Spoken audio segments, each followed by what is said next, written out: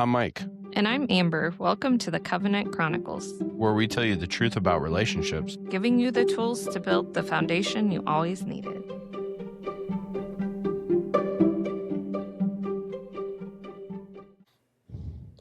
Welcome back to the Covenant Chronicles. That was my Hi. best radio voice right there. You be talking real soft tonight. I don't know how the microphone picks you up, but over here where I'm sitting, you be talking real soft. I'm just trying it out, you know. Yeah, sure. So tonight we're talking about sickness. I don't know. You said you wanted to talk about this, and I have no idea what you actually want to talk about. So here we go. Well, so one thing that we have always been committed to since we decided to start this, well, you decided. I got roped into this and somehow I become like a star of this show here. So here we are. But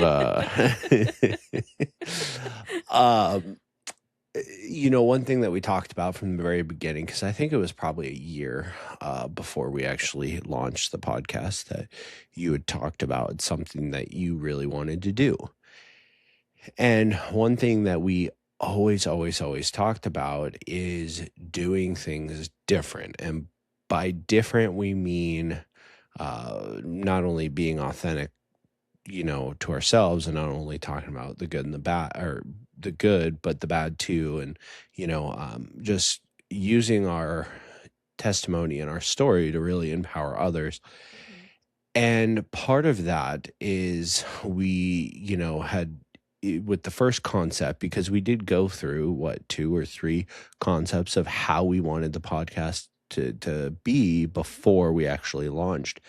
And part of that has always been talking about things that people don't talk about, right? Because when you seek a lot of knowledge, right, depending on what avenue you're going down, it seems to be a lot of like copy and paste, right? And we had basically said that for us, not that there isn't any, but there isn't a lot of people being truly honest, going back to the beginning. It was this like, hey, here's the success story, but also, they talked about these main big highlights of relationships over and over and over. And there'd be a couple topics, but we would just copy and paste and change it and that sort of thing. And, not to say there isn't some fantastic relationship podcasts out there, because because there is. And not only is there, we've actually listened to quite a few of them. However, there's a lot of stuff that goes on inside of relationships that people don't put out there. And I don't know if it's for fear of judgment or just they don't think that it would be that helpful or whatever it is. And that's something that we always wanted to do different. And so, I had mentioned that I want to talk about sickness and where this comes into play, because we were both, in the last month, we talked about it, even in the past few weeks here, where we both got sick at some point or another. Caught whatever weird plague crap was going around. And, it was something that we never really talked about. And it's funny because most people are like, they're going to question this, right? But being sick can be a massive point of contention or connection inside of your relationship. And most people don't think about that, right? Because it's something that happens. You go through, you get sick, it's part of life. It is what it is, right? You catch a cold, you catch the flu, you catch whatever labeled crap they've got out now, and you get sick and you deal with it, you get better, you move on. Yeah. Well, what we found is inside of our relationship, it was really funny because when we would get sick, it would almost be this contentious period. And everybody attributes that to, well, they don't feel good. So they're going to be a little more temperamental, right? Mm-hmm. But what we actually found was a root cause where it was because we didn't understand how our partner wanted to be nurtured or interacted with during that time. Yeah. Right? Because we talked about how, um, for me, like you tended to be very all over me, like in the beginning of our relationship. And I wouldn't say anything because, well, you were being nice and you're being kind and caring. And you're just trying to, make me feel better when I didn't feel good.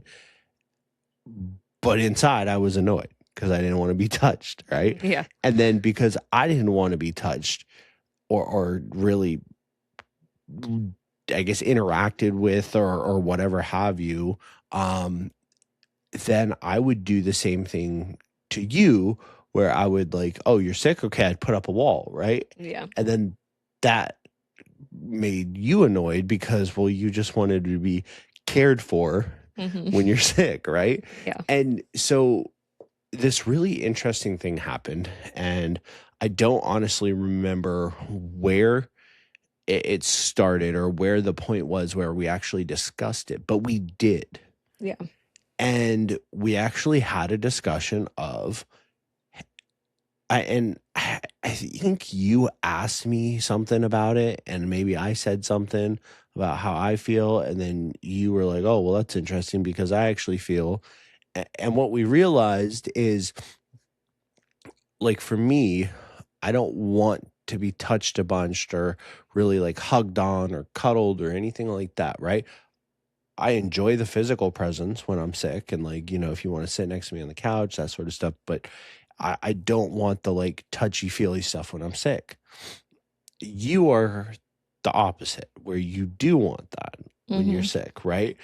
And what we were doing is we were projecting our wants onto the other person. And, we could probably talk about love languages in this sector too and identify the same exact thing where we tend to project what we want onto the other person. And that may not be how they receive. Yeah. But I wanted to bring this up, especially like just in the realm of not feeling good or not being our best or something's got us down or whatever, right? I don't know of any relationships. I've never heard of anybody actually talking about, hey, when I stumble, when I'm sick, when I'm not feeling good, like this is how I want to be treated during that time period, right? And it just makes me think how many relationships are in a place where they kind of brush it under the rug as, oh, it's just because they're sick. It is what it is. They don't feel good Mm-hmm. because there's this contention going on. And really what it is they've never had a conversation of like, hey, how do you want to be dealt with? What makes you feel the most love during this time? What makes you feel the most at peace where you feel like you can just take yourself and heal? Yeah. I can definitely say never had that conversation in my previous marriage. Like, that wasn't something we talked about. And I can say that I probably 9 times out of 10 ended up getting irritated because I felt like I had to be performing when I was sick instead of just being allowed to be sick. um, but we did have that conversation. I think it was pretty early in our relationship because there was that time you got the stomach bug, like really bad. And I really think we had only been dating for maybe like 6 months at that period. Like, it wasn't super far into our relationship. And it was kind of an issue because like you started getting irritated with me because I was trying to like take care of you, and because I am a mom and a nurturer, and that's just like my thing. And if you're sick, like I'm gonna take like I want to take care of you and make sure you're okay. And you were just like, that's I not what I want right now. And I think, like it wasn't big enough that I like vividly remember it, but I do remember there being some contention just because it was like, well, I'm just trying to take care of you. Mhm. And you being like, I, I hear you, but that's not, what I want. And so I think maybe it was after that that we had that conversation, or maybe it was like the next time you got sick and the same thing kind of happened that I eventually was like, what do you want when you're sick? Mhm. Um, because if I don't know, or you don't know how I feel about it, then like you're just gonna keep doing what you do, and it probably is gonna end in contention at some point Mhm. because like for me, I'm thinking, oh, I'm like being nurturing or whatever. Like you should like that, Mhm. but that's not what you want during that time. And then you just being like, oh, you're sick, okay, I'm just gonna chill is not what I want when I'm sick, Mhm. right? And I think that that's really what I want to portray here, though, right? Is just the fact of what a powerful way to create connection in a way that I would bet 99% of relationships don't. Mhm. Because like we said, every interaction, we've said this before, any interaction is a place to create connection or disconnection, right? Every time you interact with your spouse, it's a place to create connection or disconnection. And this is a major one that I believe has a lot of impact. And I don't want to say a lot of impact and like overemphasize, like, oh, this isn't going to make or break a relationship, right? Yeah. But if you're trying to connect and you're trying to build a relationship and you're trying to be better and you're trying to grow your relationship, like how powerful is that to actually have a place that 99% of people don't even understand, Mhm. and that they just sweep under the rug because, well, this is just normal. And they fall into that, oh, this is just what things are supposed to look like.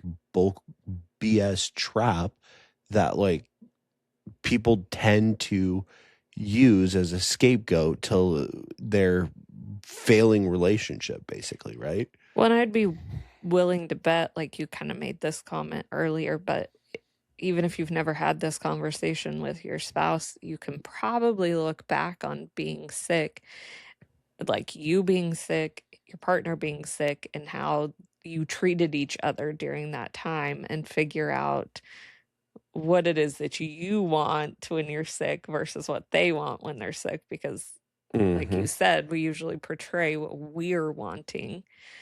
And like I am just very nurturing, and that's how I am when people are sick, but also that's exactly how I want people to be with me when I'm sick.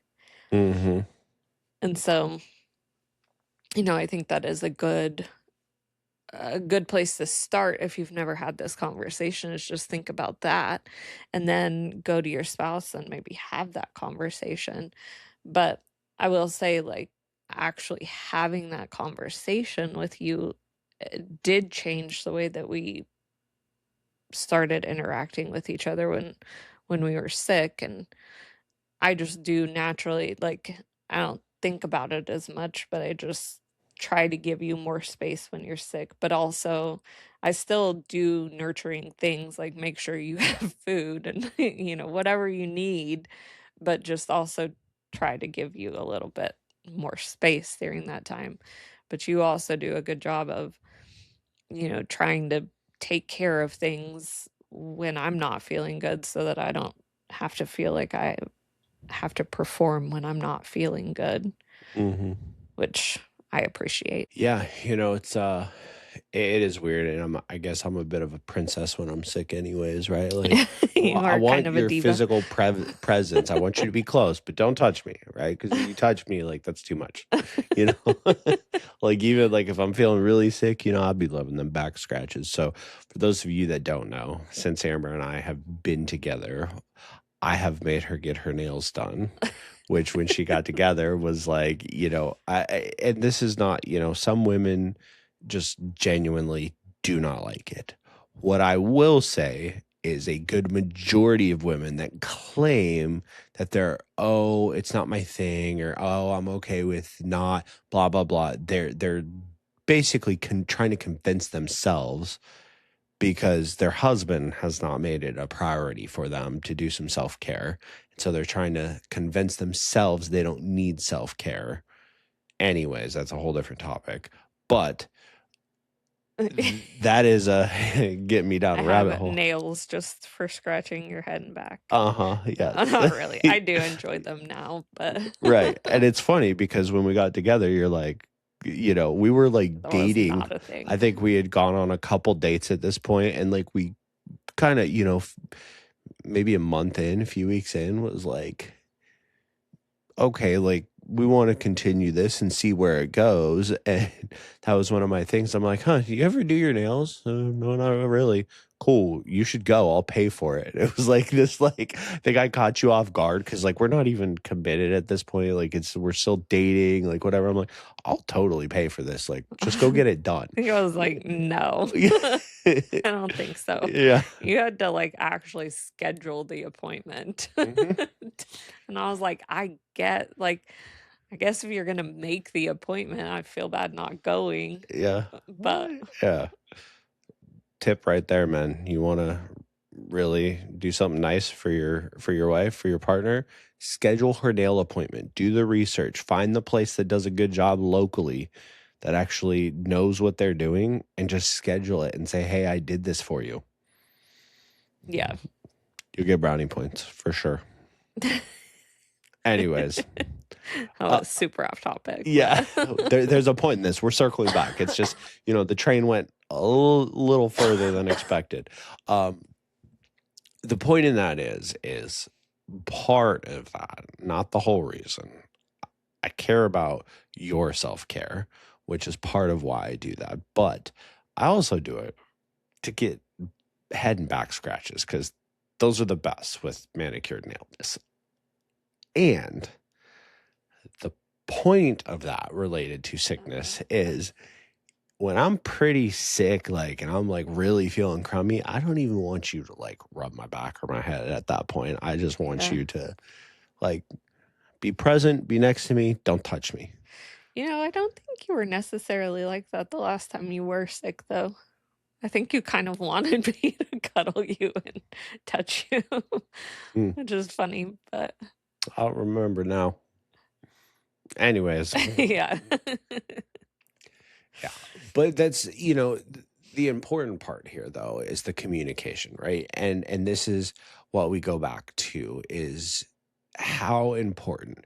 You hear it all the time, and everybody wants to talk about communication and, you have to communicate with your spouse. But what does that actually look like, right? We talk about this in a biblical sense all the time, right? Too, when we talk about, hearing all this preaching of living like Jesus and walking in your faith and doing, all these things. And you're like, cool. So what does that look like? And everybody's like, and they don't have an answer, right? I mean, until you actually study and understand that, right? Yeah. And your relationship is no different in the sense that communication, okay?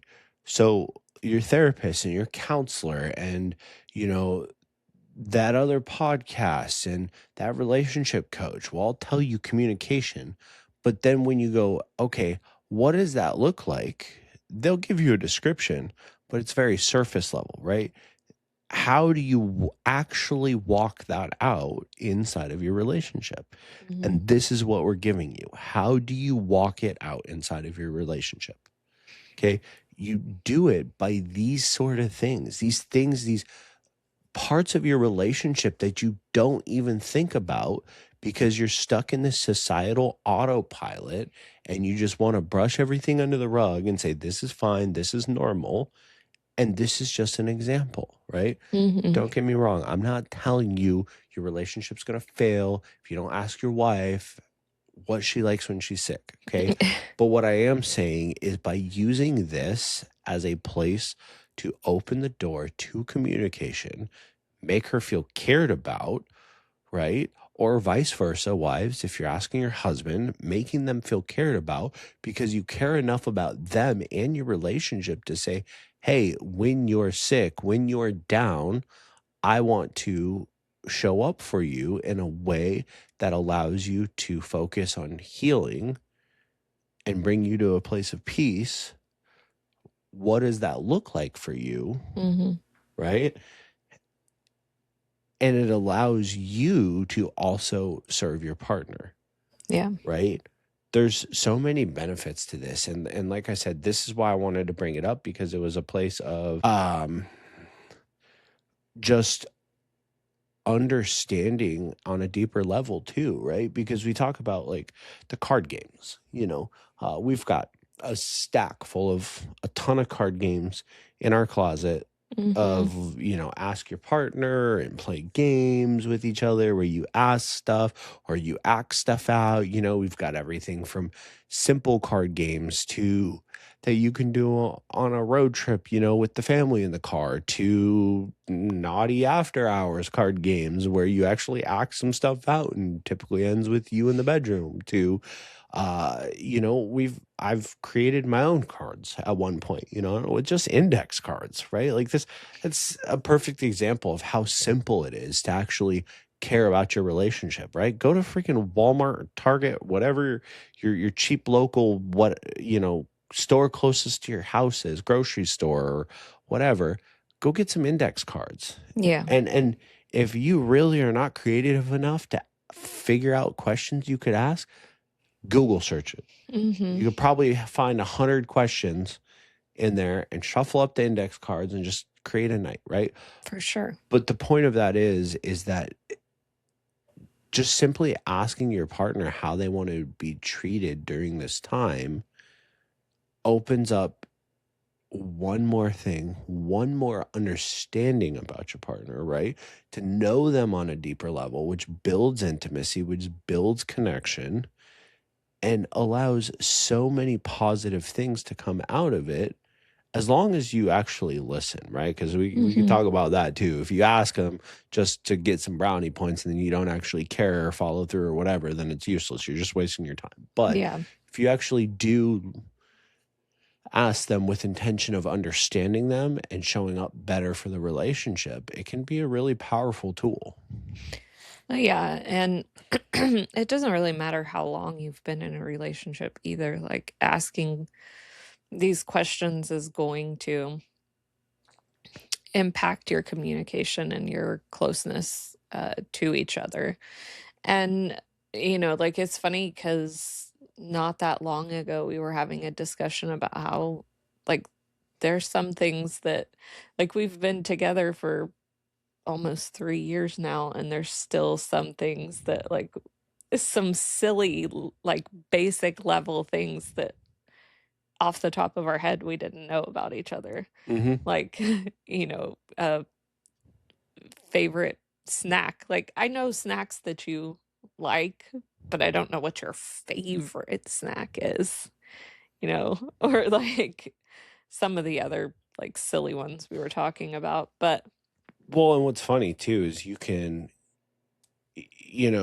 probably get people that go, oh, you didn't know that, blah, blah, blah. And like, want to have something to say about it. But here's the thing.